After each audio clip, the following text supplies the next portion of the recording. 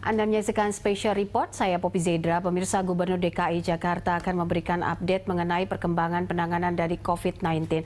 Langsung saja kita akan menuju pendopo Balai Kota Jakarta. COVID ini punya tempat tinggal yang nyaman dan layak. Nah, tadi pagi mulai batch pertama dari Rumah Sakit Pasar Minggu dan Rumah Sakit Tarakan, ada 138 tenaga medis yang sudah memanfaatkan tempat di Grand Cempaka. Kamar yang disediakan ada 220 kamar dengan 414 tempat tidur. Jadi kapasitasnya cukup besar. Selain disiapkan hotel atau tempat tinggal yang nyaman, makanan juga disiapkan, dan kita menerima dukungan dari berbagai pihak.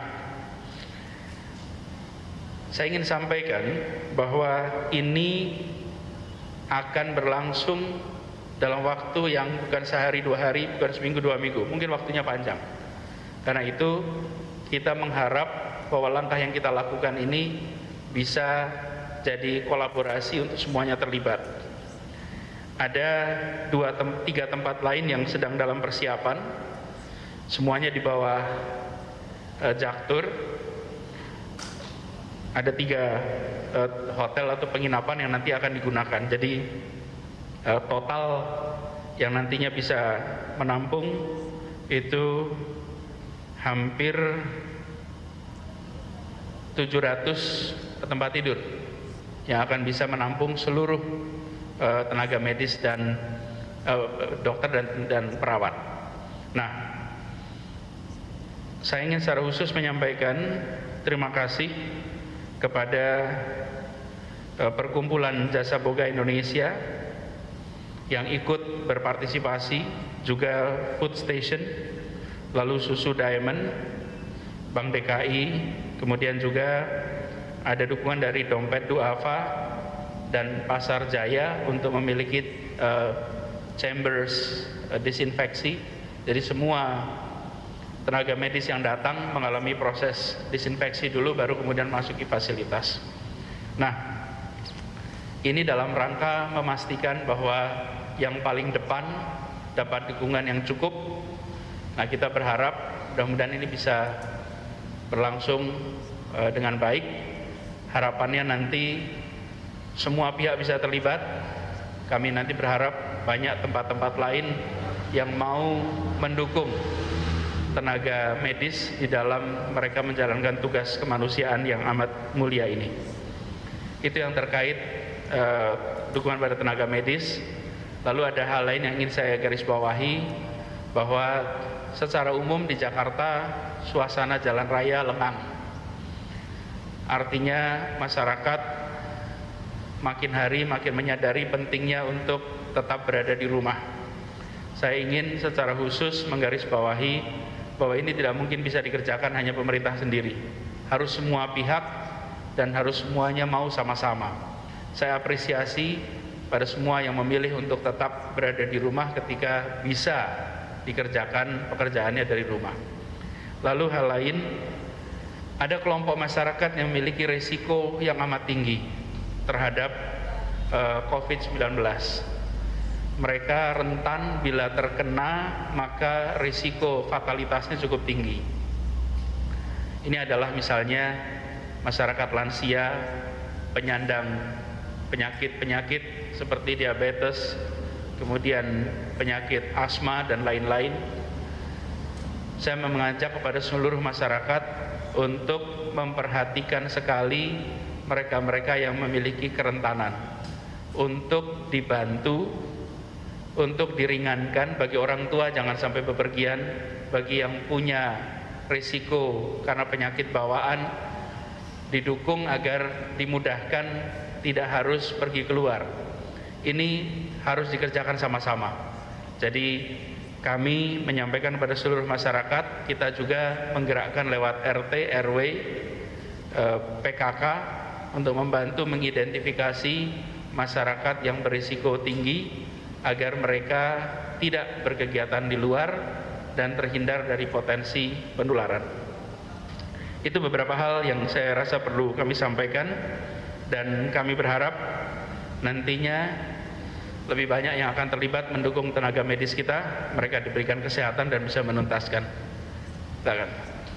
Jadi dari Kompas ada dua pertanyaan Pak. Nomor satu, untuk tenaga kerja informal, sekarang ini kan mulai ada pergerakan mereka meninggalkan Jakarta, kayak PKL dan lain-lain. Nah ini kebijakan Pemprov sendiri seperti apa? Karena kan mereka beresiko menjadi carrier untuk ke wilayah lain. Sementara kita kan mau berusaha menyosialisasikan jangan begitu. Nomor dua, yang terkait berada di rumah ini, apakah nanti akan ada ketegasan hukum yang lebih meningkat, misalnya berapa denda atau apa? Karena kan dari pantauannya kami melihat polisi membubarkan, tidak ada tindak lanjut untuk melihat mereka tinggal dengan pulang atau malah pindah ke tongkrong gitu. Itu yang harus kita pastikan. Dan jangan sampai mereka malah nongkrongnya nanti di rumah keluarga juga. Ya, betul. Jadi pertama, mengenai pembatasan memang ada kewenangan-kewenangannya. Jadi kita di DKI, kalau secara himbauan saya sudah menyampaikan 2 minggu yang lalu bahwa jangan pulang kampung, jangan meninggalkan Jakarta demi kebaikan seluruh masyarakat. Jadi bukan hanya memikirkan diri sendiri tapi juga seluruh masyarakat. Nah, nanti kita akan bicarakan sama-sama di gugus tugas langkah-langkah hukum yang bisa kita lakukan supaya kita bisa mengerjakannya dengan dasar yang kuat. Lalu kegiatan-kegiatan yang sifatnya pengumpulan massa memang sekarang bersama dengan pihak kepolisian sudah mulai kita intensifkan.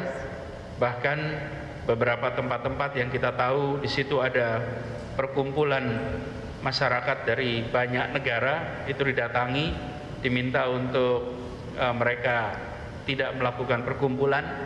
Bahkan di tempat yang risikonya tinggi sengaja kita lakukan testing di situ untuk memastikan bahwa yang berada di tempat itu bukan orang-orang yang memiliki positif COVID. Itu ya, terima kasih. Kalau dari Kompas TV Pak, ada dua poin pertanyaan yang mau saya sampaikan. Pertama, soal tadi tempat tinggal sementara khusus bagi tim medis kita. Totalnya disiapkan ada 700 tempat tidur. Nah, apakah ada prosedur khusus bagi tim medis yang kemungkinan ingin mendapatkan slot lah, ibarat kata seperti itu di tempat penginapan yang sudah disiapkan oleh Pemprov DKI Jakarta? Itu satu. Yang kedua, mengingat operasional dari KRL ini kembali normal setelah masih ada antrean panjang saat itu, apakah kemudian ada evaluasi tertentu yang dilakukan Pemprov DKI Jakarta terkait dengan pembatasan transportasi umum ini? Alhamdulillah kalau kita lihat terkait pembatasan transportasi, Transjakarta, lalu MRT, LRT, alhamdulillah antriannya berjalan dengan baik, disiplin. Di dalam gerbong pun begitu. Anda bisa lihat gerbong MRT itu diberi tanda di kursinya, mana yang boleh diduduki dan mana yang tidak boleh diduduki.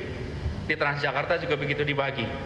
Jadi alhamdulillah yang di bawah kendali Pemprov DKI kita bisa kendalikan dengan sebaik-baiknya untuk memastikan bahwa physical distancing itu benar-benar dilakukan. Karena ini penting sekali. Kendaraan umum adalah salah satu tempat penularan yang paling rentan. Jadi itu kita lakukan. Nah, pendisiplinan juga dilakukan. Penjagaan di luar halte maupun penjagaan di luar stasiun. Lalu mengenai mekanisme, ini dikerjakan bersama-sama antara RSUD DKI dengan BUMD kita. Jadi mereka yang tinggal di dalam penginapan-penginapan ini sudah dikoordinasikan siapa-siapa saja, lalu mereka tinggal bersama siapa saja. Nanti saya akan minta Pak Ibu Dirut, Bu Novi untuk menjelaskan detailnya tentang prosedur ini. Cukup ya? Saya akan minta Bu Novi aja jelasin. Apa? Yuk langsung. Pak, untuk tempat pemakaman umum korban COVID, jadinya bakal di mana saja Pak titik-titiknya, titik-titik khusus atau spesialnya? Dan yang kedua, rapid test yang dilakukan nanti di mana saja Pak di wilayah Jakarta yang sudah dilakukan atau yang akan dilakukan? kasih. Sesudah ini Ibu Liz, beliau adalah Kepala Bidang Pencegahan dan Pengendalian Penyakit, akan menjelaskan prosedur rapid testing, kemudian siapa saja yang menjalani proses rapid testing. Pemakaman ada beberapa, nanti ketika sudah final saja kita sampaikan, karena sebenarnya secara proses, selama proses itu berjalan dengan baik, sesungguhnya di mana saja tidak terlalu masalah.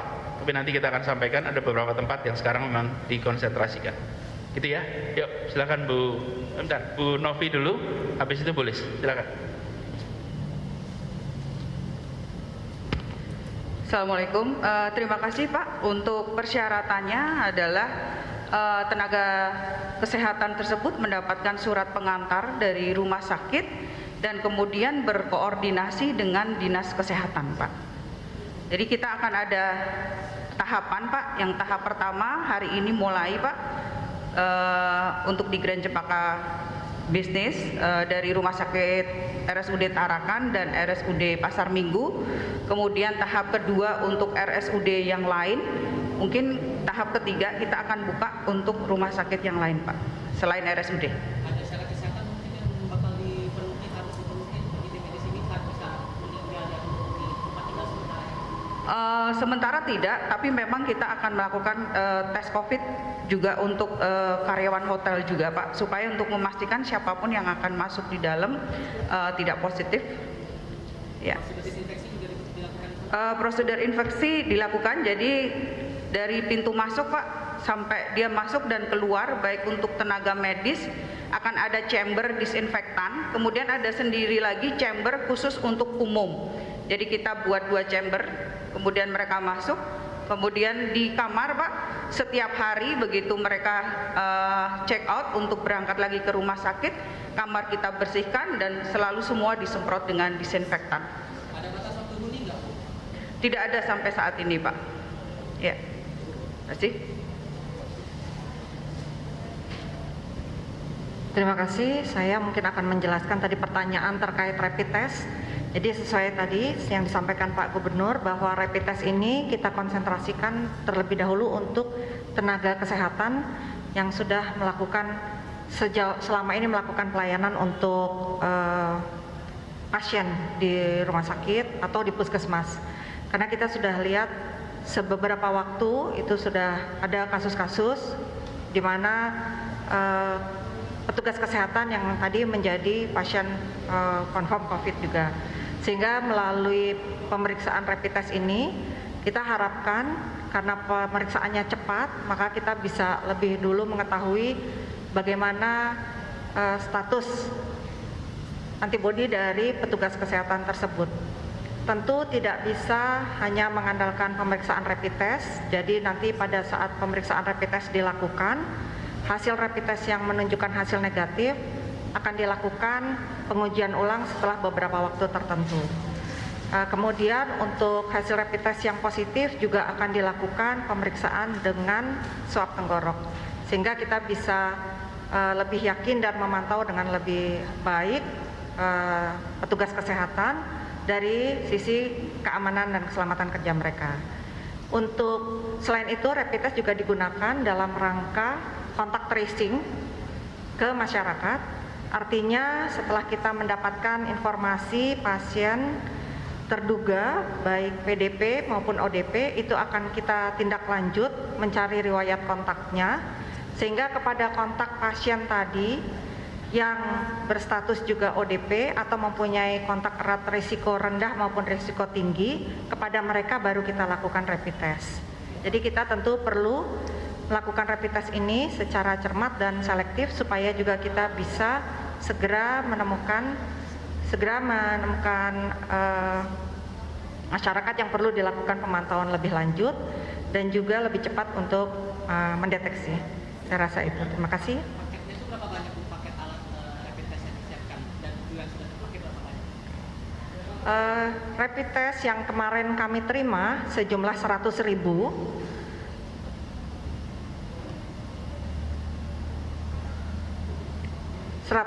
Kit untuk 100.000 orang, dan itu tadi dibagi untuk tenaga kesehatan maupun masyarakat yang menjadi bagian dari kontak tracing petugas menemukan kontak riwayat-riwayat pasien confirm maupun pasien PDP yang ada di rumah sakit atau di puskesmas.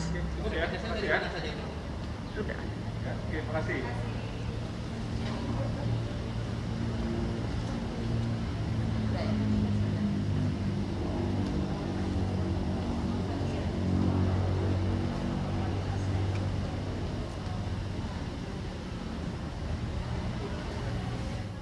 Ya, demikian tadi adalah keterangan langsung dari Gubernur DKI Jakarta Anies Baswedan dan juga Pemprov DKI Jakarta yang menyatakan telah menyiapkan skenario terkait penanganan corona atau COVID-19 di DKI Jakarta. Beliau mengatakan ada beberapa hal yang sempat kami rangkum hari ini pemirsa, mulai dari dukungan soal Hotel Grand Cempaka Bisnis milik BUMD Jakarta yang diubah dan dioperasikan untuk para medis dalam penanganan corona.